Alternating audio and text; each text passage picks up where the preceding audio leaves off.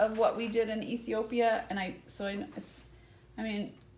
just because I know you don't, and some of the stuff I've already told you about. So you have a little thing, handouts, and it's not really prescribed about Ethiopia in your packet, but and lessons that we learned. But mostly, what I kind of want to tell you is kind of just what the week looked like quickly, and then I just want to show you a few of the videos.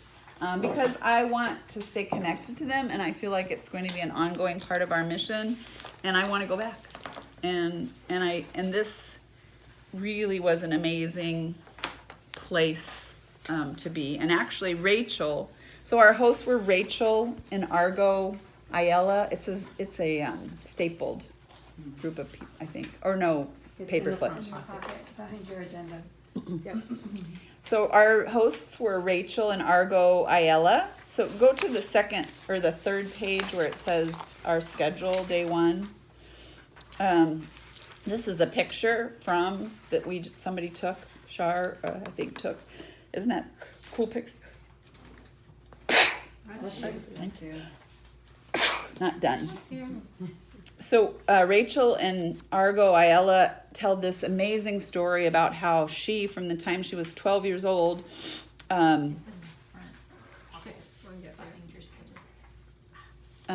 she, from the time she was 12 in Indiana, for whatever reason, thought she was going to be a missionary in Ethiopia. She doesn't know why, but that was just in her heart.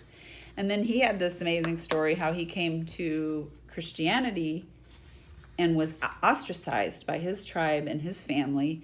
And so he felt like, as much as he loved Ethiopia, he had to get out of Ethiopia.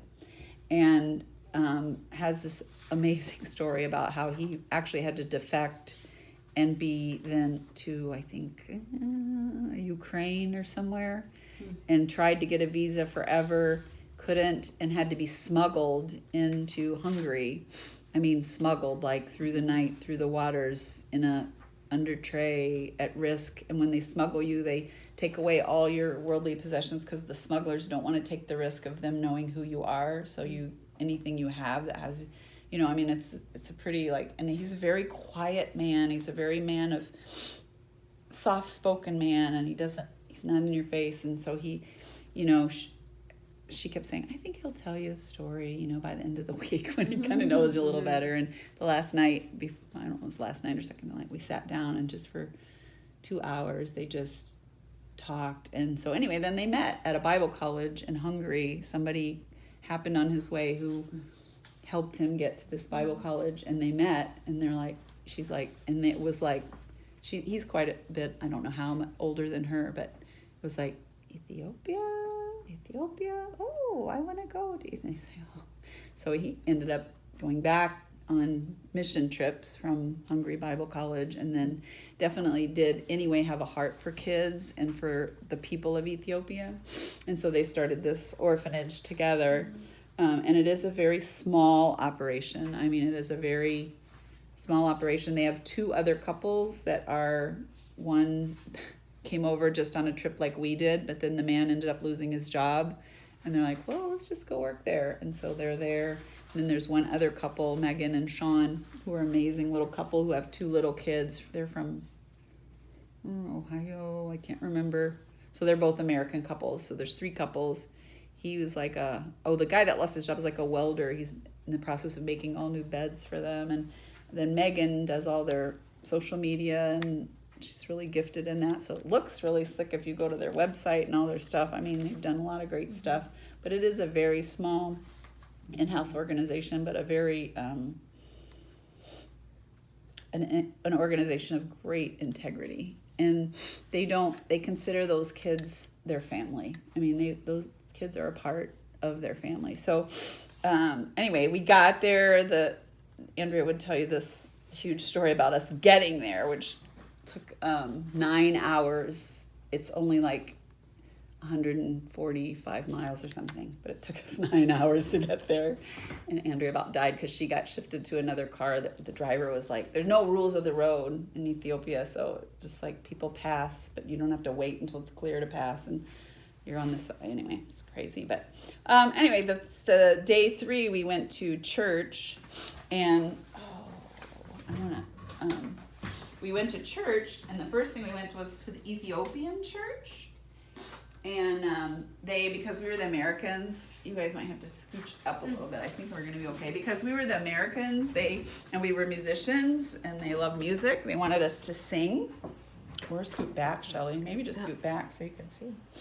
And so we were there on the floor with the children, and Argo just sat on a table, and they don't have a pastor per se, but they're all like spiritual people. And Argo gave them a little Bible lesson, and their house manager is named Aseged. And so then we sang, and there was a little boy, Emmanuel, and he was blind. And Emmanuel, after we sang, he got very excited, and he wanted to sing. And so they like just, because it is what it is, and they live very much in the moment, even though they were kind of in the middle of what they wanted to do, they introduced us as their friends, and said, and he said, Manuel wants to sing. Manuel is blind. And so he got up, and he was telling Argo, that's Argo on the left sitting on the table, and he was telling Argo something, and we didn't know. And he said, Emmanuel wants you to know he wants to be a worship leader when he grows up in a church. And so I'm waiting for it to load. I don't know why it's loaded. So he got up and sang to us. Actually, Grace was really touched by this story, and she's sponsored Emmanuel now. One of the things they're trying to do is to boost their sponsorship in kind of a more intentional way to help so they don't have to rely on big one gift donations from people. So it's almost loaded here. So we went to 2 churches that day. One was the church at the orphanage where the kids were just on our lap. I was sitting right behind that lady in the blue, and you just jump on your lap. The one little girl couldn't get enough of my jewelry, wanted to wear it. And then in the afternoon, we went to basically a church that the missionaries go to, the one that I was telling you about that Rachel did. So this is Emmanuel spontaneously. Oh man, you know what? I have to do this really quick because I'm not hooked up to the